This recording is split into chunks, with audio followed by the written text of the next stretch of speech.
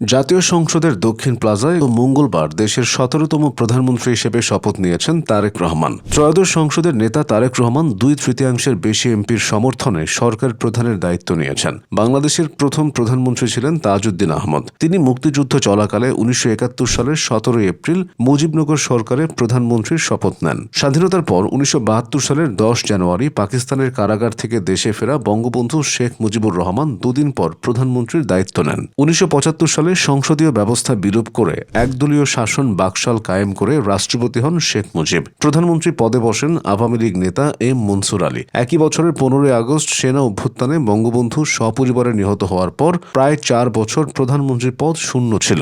জিয়াউর রহমানের রাষ্ট্রপতি শাসিত সরকারে ১৯৭৮ সালের মার্চে প্রধানমন্ত্রীর পদমর্যাদায় জ্যেষ্ঠ মন্ত্রীর দায়িত্বে ছিলেন মশিউর রহমান জাদু মিয়া। পরের বছর সংসদ নির্বাচনের পর ১৯৭৯ সালের ১৫ এপ্রিল প্রধানমন্ত্রীর দায়িত্ব নেন শাহ আজিজুর রহমান। ১৯৮২ সালের ২৪ মার্চ হোসেন মোহাম্মদ এরশাদ সামরিক শাসন জারি করে ক্ষমতা দখল পর্যন্ত পদে ছিলেন শাহ আজিজ। এরপর ২ বছর শূন্য থাকে প্রধানমন্ত্রীর পদ। ১৯৮৪ সালের ৩রা মার্চ এই পদে আসেন আতাউর রহমান খান। ১৯৮৬ সালের ৯ জুলাই প্রধানমন্ত্রী নির্বাচিত হন মিজানুর রহমান চৌধুরী। এরপর এরশাদের সরকারের প্রধানমন্ত্রীর দায়িত্ব পালন করেন মওদুদ আহমদ ও কাজী জাফর আহমদ। ১৯৯১ সালের ফেব্রুয়ারিতে নির্বাচনের পরের মাসে প্রধানমন্ত্রী হিসেবে শপথ নেন খালেদা জিয়া। তখনও দেশের রাষ্ট্রপতি শাসিত সরকার ছিল।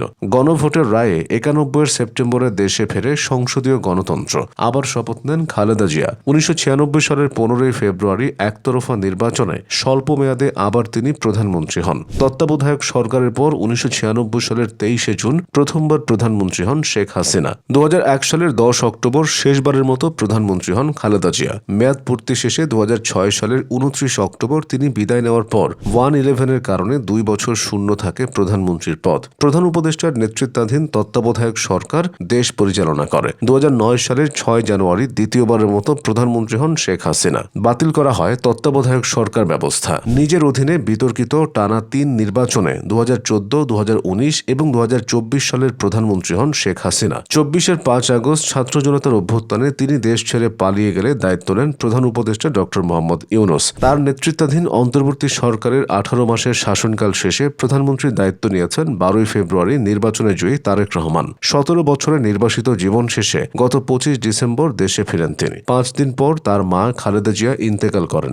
এতে নিশ্চিতই ছিল বিএনপি নির্বাচনে জয়ী হলে তারেক রহমানই হবেন প্রধানমন্ত্রী। ৫৯ বছর বয়সী তারেক রহমান ১৯৮৮ সালে বগুড়া জেলা বিএনপির সদস্য হওয়ার মাধ্যমে রাজনীতি শুরু করেন। ১৯৯১ এবং ২০০১ সালের নির্বাচনে নেপথ্যে থেকে বিএনপির কাজ শুরু করেন। তার বাবা জিয়াউর রহমান প্রতিষ্ঠিত বিএনপির রাজনীতিতে তারেক রহমান প্রকাশ্য হন ২০০২ সালে জ্যেষ্ঠ যুগ্ম মহাসচিব পদে আসার মাধ্যমে। ২০০৭ সালে সেনা সমর্থিত তত্ত্বাবধায়ক সরকারের আমলে গ্রেফতার হন তিনি। ১৮ মাসের কারাবাস শেষে ২০০৮ সালের সেপ্টেম্বরে স্ত্রী জোবাইদা রহমান ও মেয়ে জাইমা রহমানকে নিয়ে চিকিৎসার জন্য লন্ডনে যান।